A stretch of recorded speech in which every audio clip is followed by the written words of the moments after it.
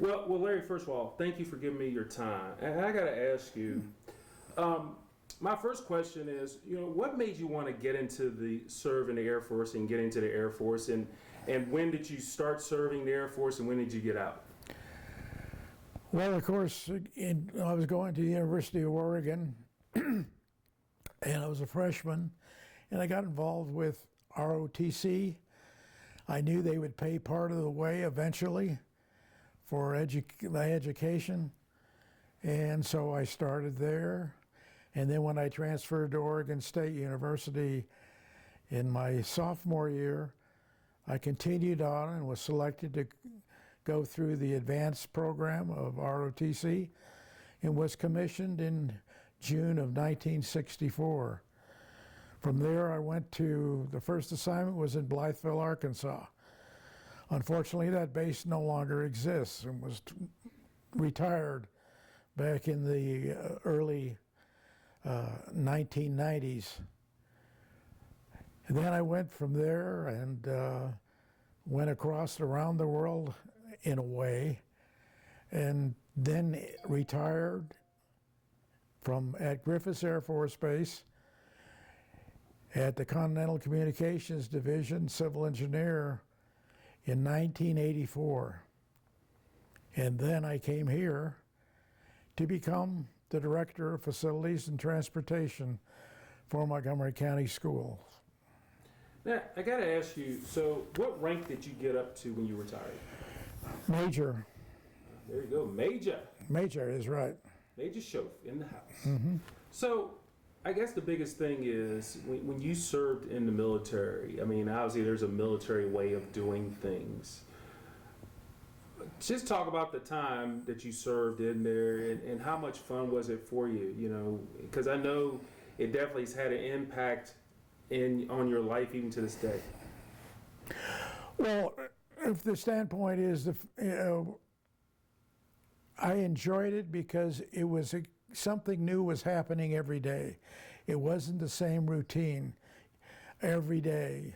You had new challenges face you every week, every month, every year. Something new would come up. You had the personnel problems associated with the position that I was given at every installation, whether it was at base level or at headquarters level. I was always given something new to try. And as a result, I was given the privilege of taking chances to do things that were out of the ordinary. And as a result, many of those same things were adopted over time, either at the base level or at command level. And engineering was the main thing you did. What were some of the key things being in engineering that you did in the Air Force? Like, what were some of the main functions that you did being in engineering? Well, in engineering, of course, we got involved with obviously maintenance of the airfields themselves, the projects to do the repairs when needed. There was also challenges that occurred when I was at headquarters PACAF, Pacific Air Forces, that during the visit of the Secretary of Defense one year, the power at Clark Air Force Base in the Philippines, the power all of a sudden went off. Needless to say, the reason why it happened is because the Philippine Power Authority forgot to tell the base, which was getting about 50% of its power from them, that they were going to shut down. And as a result, I had to come up with a project to put in 2 generators. And I found those generators up at Loring Base, Air Force Base in Maine. And then we had to figure out how we were going to get these monsters from Maine to the Philippines. Just to give you an example, you've seen the 747s. When they're fully loaded, those 2 generators weighed as much as a fully loaded 747. And the biggest piece weighed 75,000 pounds, and the cylinders were 16 inches in diameter. Unfortunately, it had to be packed, had to be disassembled, it had to go over the mountains from when it got there by ship, and then it had to be trucked over the mountains to Clark Air Base, and then reassembled. And everything went fine. Unfortunately, the final assembly, I was not there to see it because I had been transferred to upstate New York at Griffiths Air Force Base in New York. Wow, that's something. Now, Larry, where are you originally from? I didn't even ask that in the beginning. I was born in Southern California, in Whittier, to be exact, where Richard Nixon basically went to school there at the University of Whittier. And from there on, moved around and stayed there until I went to college in Oregon. And you also mentioned your dad was in the Army. What were some of the things you took from his military experience that helped you during your military Well, of experience? course, he was in the Army during World War II, and he was a communications with the Signal Corps, and he was involved with, what should I say, I guess the Battle of the Bulge, and as a result, he survived, and unfortunately a lot of his fellow troops did not.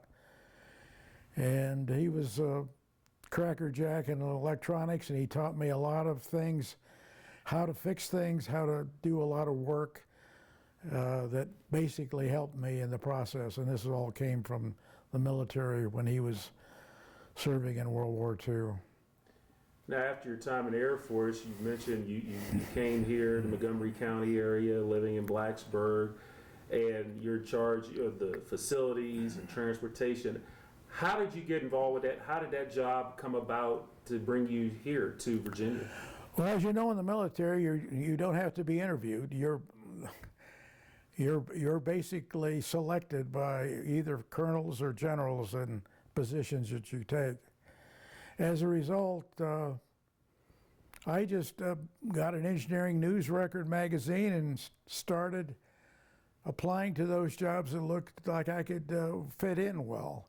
And it just so happened that Montgomery County Schools put an ad into the magazine for a director of facilities. I should note that on the day of my retirement party at Griffiths, I got a call from the then superintendent and said, the school board had a meeting last night and they decided to make you not only the director of facilities, but also of transportation. So what could I do but say, okay. So, looking at it from a facility standpoint, you were in that role for 13 years, from 1984 to 1997. Talk about what were some of the challenges that you went through and some of your accomplishments that you look back fondly on that you made an impact with Montgomery County Schools. Of course, the challenges ranged in many different areas. In transportation, again, it was maintenance and operation of the school buses and school routes. And I got involved, saw there was a lot of inefficiencies, and one of which was just the fuel that they were using. The state of Virginia at that time was one of 3 that had not authorized diesel buses for purchase in the United States. And so I took action to basically get that changed, and it was changed. At the same time, I saw there weren't the most efficient buses in design being used, and I got permission, sort of a trick I learned from the Air Force. You always ask sort of that you want to do a test. And if you ask for that, then normally someone will give you the option to test. Well, I did, and I tested basically 2 different manufacturers, brand X and brand Y, should we say, and we saw which ones did the best. And we ended up purchasing and expanding throughout the Commonwealth. Basically, those buses were hotcakes in the late 80s, school divisions were expanding their transportation capability. And then, I saw the list of things with the facilities and stuff that they're using today. During that 13-year stretch, I mean, the impact you made with the facilities, I saw how you basically, not only you looked at newer facilities being built, but you also repurposed a lot of the facilities there. I'm sure that had to be something that was big time when the people at the school board and the superintendent looked at your impact that you had with this. Well, I had, again, one of the things was special needs, special ed students. I evaluated each school at that time to see what was actually needed, made adjustments to the space, we remodified them. Believe it or not, we were one of the first school systems in this region to install single unit air conditioning systems, the ones now a lot of homes have, a lot of businesses use. Basically, we first installed, matter of fact, the one that was originally installed in my old office is still there. And that was installed in 1986. And it's still operational as far as I know. But those things, you just had to test things. You had to do things. You had to do something different, out of the ordinary. You just couldn't do the same thing. I always wanted to try something new. If I could go back a minute, I did the same thing in the Air Force in the Pacific area. At that time, there was something new on the market. Matter of fact, it was in 1977 or 78. It was called a hot water heat pump. Now, what was and the heat stick. And the hot water heat pump was a device that basically provided a home with 1 ton of air conditioning, and yet provided all the hot water you needed. You didn't have to have, so you got the benefit of air conditioning and heating at the same time. I installed these in Okinawa, in the Philippines, and a couple other places, and the people loved them. The joke in the Philippines was if you wanted to cool your kitchen, you turned on the hot water. But that was the situation. And again, the heat stick was similar. And I found out later, after being transferred out of the Pacific, that a Marine captain took over and installed something like 60,000 of these units in all the family housing in the Pacific region. And then, so with all the things you did for the Montgomery County Schools, and then, you retired from that, and so, I mean, you still have a full life going. I mean, so what were some of the things that you did even after you retired from the Montgomery County school system? Well, I was involved with the National Clearinghouse, or actually we were involved in forming the National Clearinghouse for Educational Facilities. And this basically became what I called, it was in a joking manner, the Ann Landers of schools. People would call, principals would call, personnel would call asking questions on what should we do? We got this problem, what should we do? How do we determine what kind of a facility we need and things of that nature? And that was one thing. Once I was then asked to go with the U.S. Department of Energy. And I got involved with energy efficiency and a program back then known as Energy Smart Schools and Rebuild America. And I traveled across the country, not only visiting schools and identifying energy efficient needs to schools, but also talking to major organizations that deal with school facilities nationally, probably 30, 40, as many as 100 presentations in the time that I was with the Department of Energy. And then after that, I got involved as a consultant, and I was dealing with energy efficiency there too, and was asked to continue what I was doing. Oh, by the way, while I was with the Department of Energy, I was selected as the U.S. representative on an International Energy Agency working group dealing with improving the energy efficiency of European schools.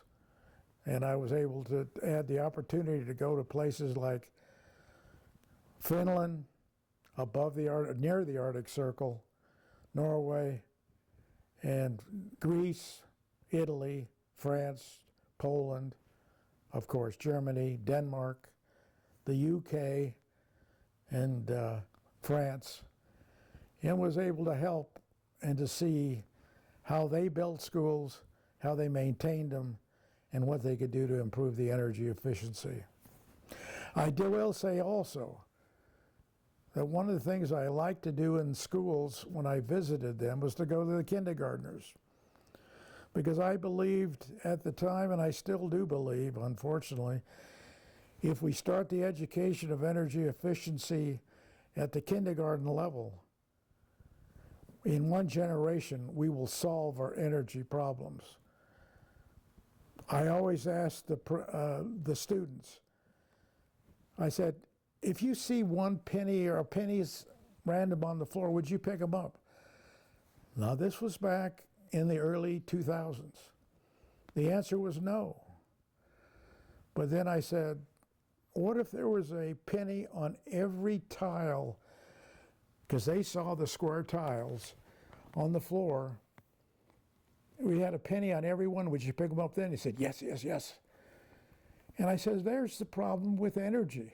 And I tell this to the adults, I tell this story. It's the little things that kill you and the waste that you have. It's not the big things, because the big things you can see. It's the little things that you don't see, that you take action on, that will result in big energy savings. And then, you know, even what you're doing today, I mean, you mentioned before, you're 80 years old, and you're still moving around doing stuff with the church, you know, with your church, delivering meals and things of that nature. As you kind of look at everything, you know, with the Air Force and then Montgomery County Schools, working for the government internationally, you've had a pretty full life. I mean, when you look back at the impact you had, and you kind of have a legacy. How do you look back at the impact that you've had in the Air Force, Montgomery County Schools, nationwide and internationally? Well, I think one of the things that it is the fact that I was blessed with some talents, and I was able to use them. And I kept on using them and expanding on their use. Whether it's identifying energy efficiencies and the operations of a facility, or whether it was involved with, like today, the purchasing of foods for the special needs students and families and personnel that I can. If you know where to find it and you have the time to do it, you will benefit everybody. And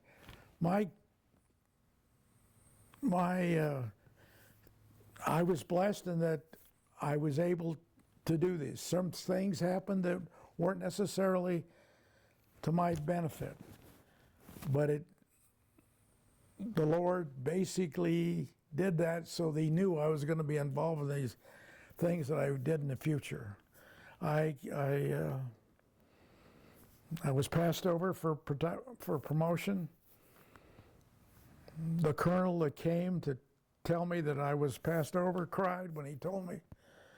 And as a result, and everybody tried the next 2 or 3 assignments to get me promoted, but it was passed over. Once passed over, always passed over. And so you just couldn't do it. But there was a reason I was passed over, and it was what you're seeing here in Montgomery County Schools and what I was able to do and what I'm able to do right now. That's awesome. Well, Larry, is there anything else you want to add or say that I might have missed, or anything you want to wrap it up with? No, I feel that I appreciate this opportunity to at least everything. My military career was basically, what should we say, the foundation, and then I was able to build on that foundation to benefit not only students but adults and the community as a whole. One thing I got to ask you, you have your Schoffisms. You have your Schoffisms. A Schoffism. Now, what is your favorite Schoffism? What's the one that you really your go-to one? And how'd you even come up with those, by the way? Well, I can remember when we were in transportation. One of the Schoffisms in transportation was when students are on a bus, the headlights are always on. Now that's been adopted by the state. So a bus can, if you see a bus traveling down the interstate with no lights on, that means there's no students on board. But if you see lights on, it's not because it's a safety feature, it's a safety. And so that's a Schoffism to some extent. Do you remember your first Schoffism? No, I don't right now because I guess there's had too many of mine. My mind's blocked right now. What's your most recent Schoffism, other than the one you just mentioned?